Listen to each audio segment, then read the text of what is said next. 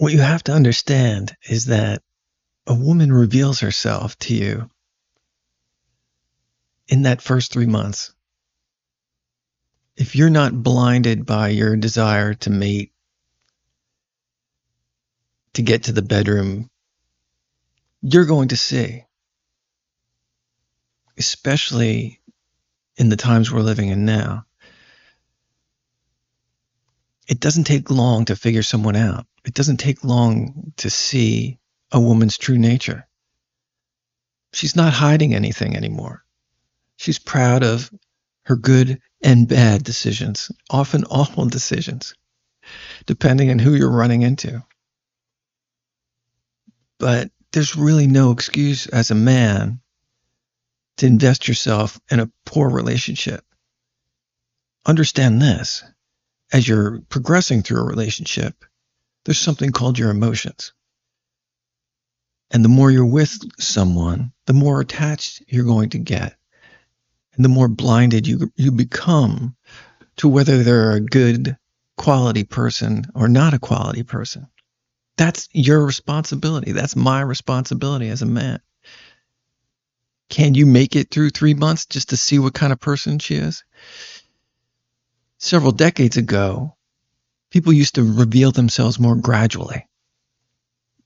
It would sometimes take up a year or two to see really awful signs in someone. Today, sometimes it just takes one date. And are you going to pursue that? Realize you have these things called emotions. And having some domain over these emotions and being centered in your masculinity is something that a lot of people don't develop and haven't developed or don't really understand. Well, hopefully in this video, you're going to get a sense of your masculinity and how to use it to make those good decisions and not end up in situations where you are in a bad relationship. So as I was saying, she is going to reveal herself to you. And if you're not 100% focused on, okay, I got one, I got a date. How am I going to progress this to the mating ritual? Right? That drive we have is so strong. How am I going to get there? I failed before. It's really hard. It's hard to get a date. It's hard to do any of this. And you hear all around you, people are just giving up. People are becoming passport bros. People are forgetting, I don't want to do this anymore. Part of the reason that is because we have a whole generation of men that don't understand their masculinity and don't understand who they are. So they lack the confidence to make those good decisions, not to get into bad situations. They're toss away relationships that aren't good for them as serious and pursuing them and getting upset when it doesn't work out. When ultimately, who's responsible for that? You know it's not right. Every bad relationship I've ever been in, I knew early on. I ignored those voices because of that drive inside me. I wasn't in touch fully with my masculinity. And when there was a point in my life when I was. And how does that go away? Here's how it goes away. You get into a relationship, a long-term relationship. It doesn't work out. You have a breakup and you're crushed. Your masculinity gets a gut punch and you lose the sense of who you are. That's why it's really important to make good decisions from the start. And it's really important to pay attention to that first 3 months and what's going on. What's going on there? Because you want to avoid that gut punch. Hey, think about a relationship that ended, something a year or two, maybe more. Think about that feeling. And think about how you felt after. Did you feel like a full, confident man after that? No, you did not. Look at your friends who've gone through a breakup, putting on weight, they're disheveled, they don't want to go out, they're not doing it. Are they are they feeling like a confident man? Are they in touch with their masculinity anymore? No. They've taken a big gut punch. And that's how it happens. That's how it happens. That's how you lose that rejection, that ending, whether it's you or her who ended it. If it's her who's ending it, it's even worse. And insecurities creep in. You're slowly moving away from your masculine center. And if you've had a breakup, you know exactly what I'm talking about. The key is not to let that happen.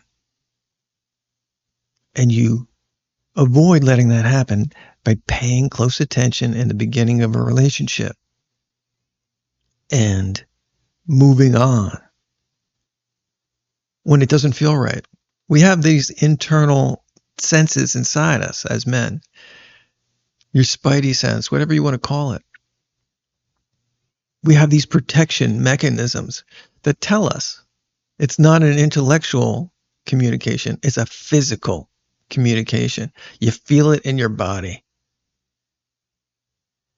If you're going out on dates and you're drinking, you're suppressing this natural filter that's helping you. You're dumbing it down.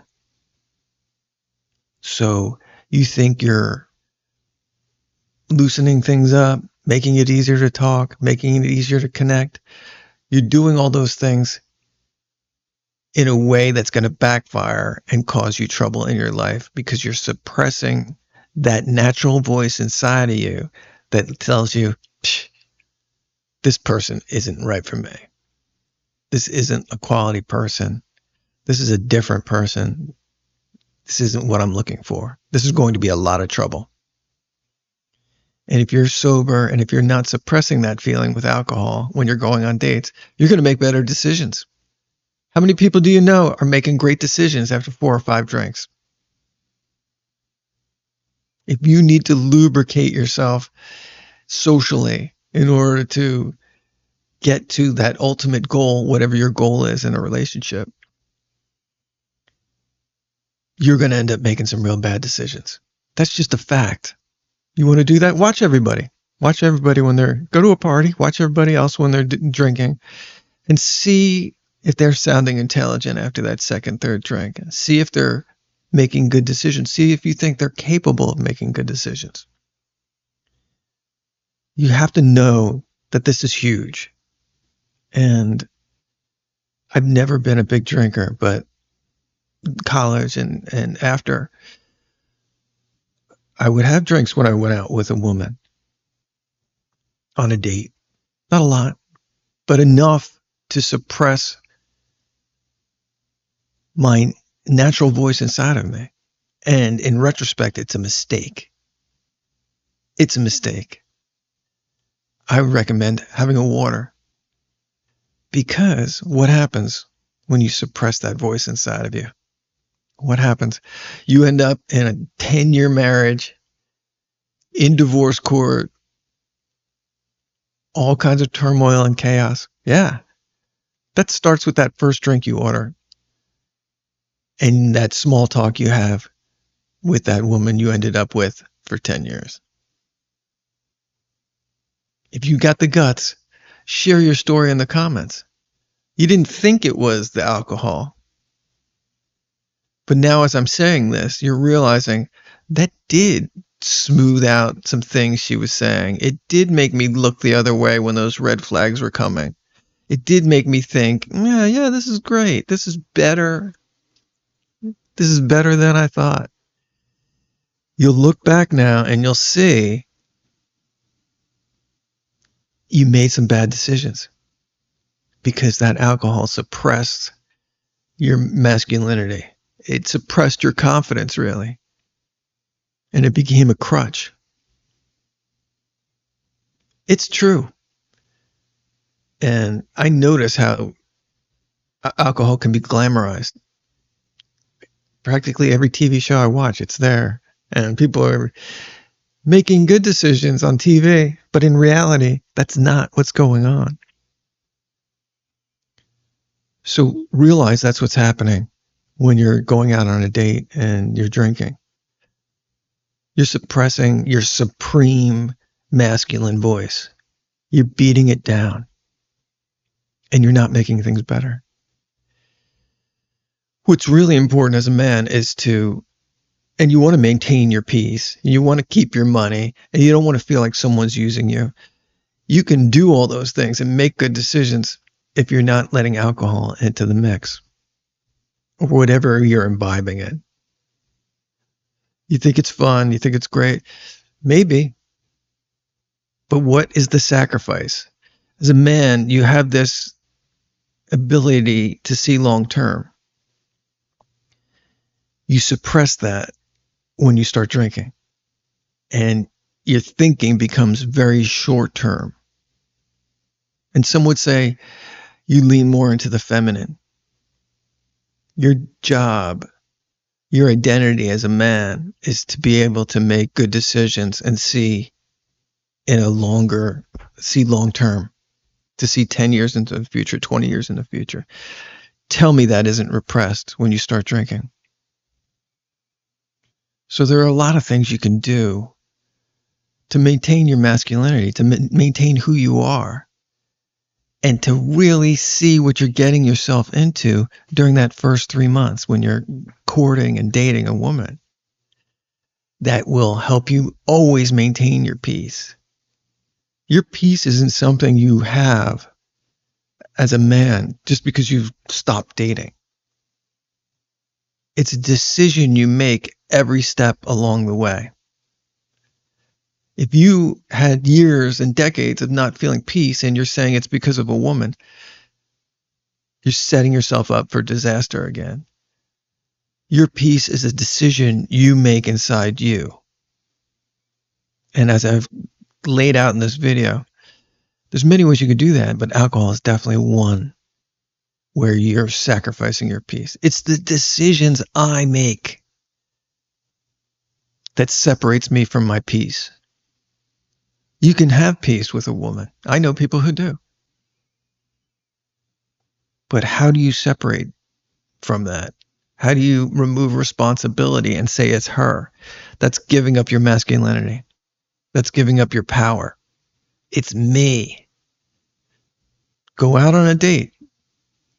When she's not right for you, hey, it was so great meeting you. It was really nice talking to you. We may not be right for each other, but there's someone out there that's right for you.